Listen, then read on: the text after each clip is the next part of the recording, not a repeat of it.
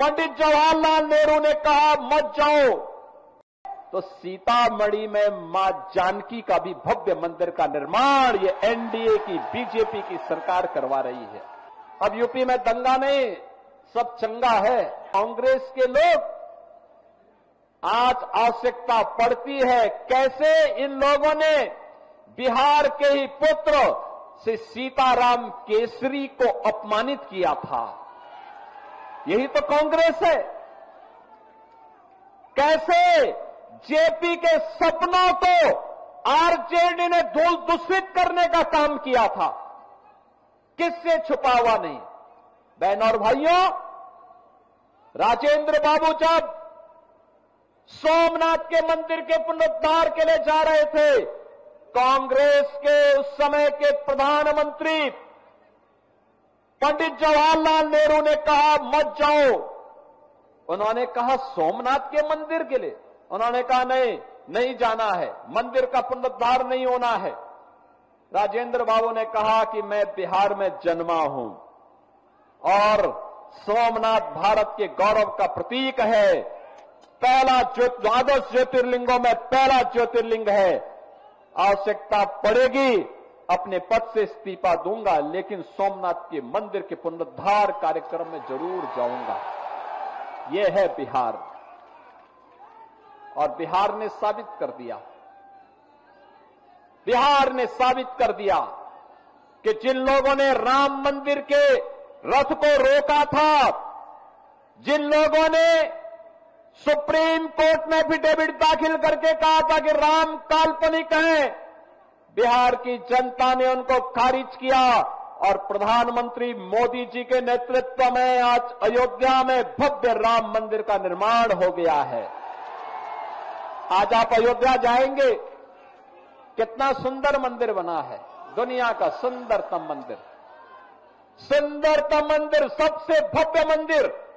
और अगर अयोध्या में भगवान राम का मंदिर बन रहा है, तो सीतामढ़ी में मां जानकी का भी भव्य मंदिर का निर्माण ये एनडीए की बीजेपी की सरकार करवा रही है।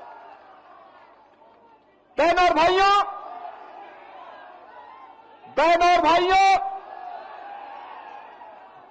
भगवान राम मां जानकी को लेकर के जिस मार्ग से अयोध्या गए थे, उस मार्ग को भी ये एनडीए की सरकार राम जानकी मार्ग के रूप में बना रही है। 6155 करोड़ रुपए दे दिए हैं, कार्य युद्ध स्तर पर चल रहा है। अब बिहार अपनी पहचान के लिए मोहताज नहीं है। अब बिहार के अंदर कनेक्टिविटी है, सड़क की कनेक्टिविटी है, रेलवे की कनेक्टिविटी है, मेट्रो की बेहतर पब्लिक ट्रांसपोर्ट की सुविधा आ रही है, एयर कनेक्टिविटी है और इनलैंड वाटरवे की सुविधा भी अब बिहार के अंदर तेजी के साथ विकसित हुई है। अब बिहार के अंदर स्कूल बन रहे हैं, कॉलेजेस बन रहे हैं, इंजीनियरिंग कॉलेजेस बन रहे हैं, मेडिकल कॉलेजेस बन रहे हैं। अब अन्नदाता किसान को किसान सम्मान निधि का लाभ मिलता है, गरीब को राशन मिलता है, आजीविका बहनें ड्रोन दीदी बन करके आर्थिक स्वावलंबन के मार्ग पर अग्रसर हो रही हैं और 75 लाख बहनों को आर्थिक स्वावलंबन की ओर अग्रसर करने के लिए नीतीश बाबू के नेतृत्व में उन्हें पहली किस्त जारी हो गई है। बहनों और भाइयों, ये एनडीए है, बोलता कम है, करके दिखाता है। ये झूठे वायदे नहीं करता, पहले करता है फिर बोलता है। हमने कहा था ना कि रामलला हम आएंगे, मंदिर वहीं बनाएंगे, हो गया ना। एनडीए ने कहा था ना यूपी में कि आएंगे, माफिया राज यूपी का समाप्त करेंगे, दंगे फसाद समाप्त करेंगे। बहन और भाइयों, 8.5 वर्ष में एक भी दंगा नहीं हुआ, और अगर किसी ने दंगा करने का साहस किया तो उसको तो जेल के अंदर ठोसा ही, उनकी पूरी प्रॉपर्टी भी कब्जे में लेकर के गरीबों के आवास बना दिए गए। अब यूपी में दंगा नहीं, सब चंगा है। अब यूपी में दंगा नहीं कर सकता कोई। पर्व और त्योहार के पहले, दंगाई के पहले की उसको बता दिया जाता है कि भाई दंगा करोगे तो खानदानी पूरी प्रॉपर्टी भी जाएगी, कहीं भीख भी नहीं मिलेगी। बहन और भाइयों, और हमने कहा था ना, माफिया राज सदैव के लिए समाप्त करेंगे, और बहुत अच्छे ढंग से उनके जहन्नुम के टिकट काटे गए। बहुत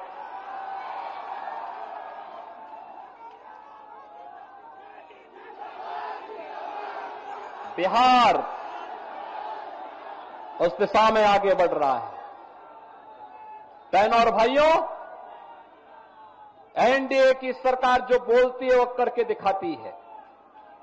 हर प्रकार की सुविधा हर गरीब के लिए, हर गांव के लिए, हर किसान के लिए, हर नौजवान के लिए, हर बहन और बेटी के लिए, और इसके लिए प्रधानमंत्री मोदी जी के नेतृत्व में 11 वर्ष में एक भारत श्रेष्ठ भारत की तर्ज पर पूरे भारत को और विकसित भारत बनाने की दिशा में जो कार्य प्रारंभ हुए हैं, विकसित भारत के लिए जो मैंने कहा, विकसित बिहार चाहिए, और विकसित बिहार के लिए एनडीए की सरकार फिर से चाहिए।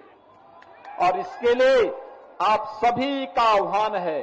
8 विधानसभा क्षेत्र हैं सीवान जनपद में,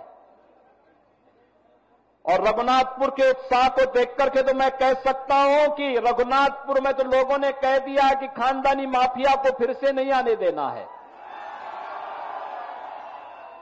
और मैं कह सकता हूं कि सीवान की सभा को भारी बरसात के बावजूद मैं कह सकता हूं कि सीवान की जनता ने तय कर दिया है कि सीवान के साथ साथ जितनी भी हमारी विधानसभाएं हैं, दरोदा है, बढ़हरिया है, और अन्य 8 विधानसभाओं में एनडीए का परचम लहराएगा, इंडी गठबंधन गर्त में जाएगा। इनका झूठ और फरेब अब नहीं चलने वाला है। फिर से नीतीश बाबू के नेतृत्व में, प्रधानमंत्री मोदी जी के मार्गदर्शन में बिहार के अंदर एनडीए की सरकार को हमें बनाना है, और एक सुशासन की सुदृढ़ नींव पर विकसित बिहार की परिकल्पना को साकार करना है। क्या आप सहमत हैं? बिहार विकसित होना चाहिए ना? विकसित बिहार के लिए सहमत हैं? इस सड़क के इस पार के लोग क्या आप नहीं चाहते क्या?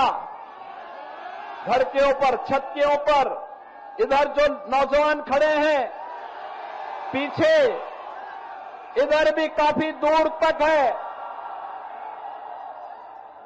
विकसित बिहार चाहते हैं ना? विकसित बिहार चाहिए ना? तो विकसित बिहार के लिए एनडीए के प्रत्याशियों को जिताना पड़ेगा। एनडीए के प्रत्याशी बीजेपी के हो, जेडीयू के हो, लोक जनशक्ति पार्टी के हो, या फिर हम के हो, इन सभी में जिस भी पार्टी से दिया गया जो अधिकृत प्रत्याशी है, उसे एनडीए के द्वारा, उस पार्टी के द्वारा जो घोषित चुनाव चिन्ह है उसके अनुरूप हम विजयी बना करके भेजेंगे। तो विकसित बिहार की परिकल्पना और विकसित बिहार से फिर से भारत के स्वर्ण युग की ओर, राम राज्य की अवधारणा को साकार करने को हमें आगे बढ़ना है। इस विश्वास के साथ आप सभी के प्रति हृदय से आभार व्यक्त करते हुए, इतनी भारी बारिश के बाद आपका जो उत्साह अभिनंदनीय है, आपको मैं हृदय से धन्यवाद देते हुए वाणी को देता हूं विराम। वीके न्यूज, राष्ट्र के नाम। आरजेडी की लालटेन की धुंधली लाइट याद करिए, जब डकैती डालनी होती थी लालटेन बुझा देते थे और कांग्रेस और आरजेडी मिलकर के अरे गरीब का ही नहीं खाते थे, पशुओं का चारा भी डकार जाते थे। मैं सच बोल रहा हूं ना, गलत तो नहीं बोल रहा हूं ना। और ये वही लोग हैं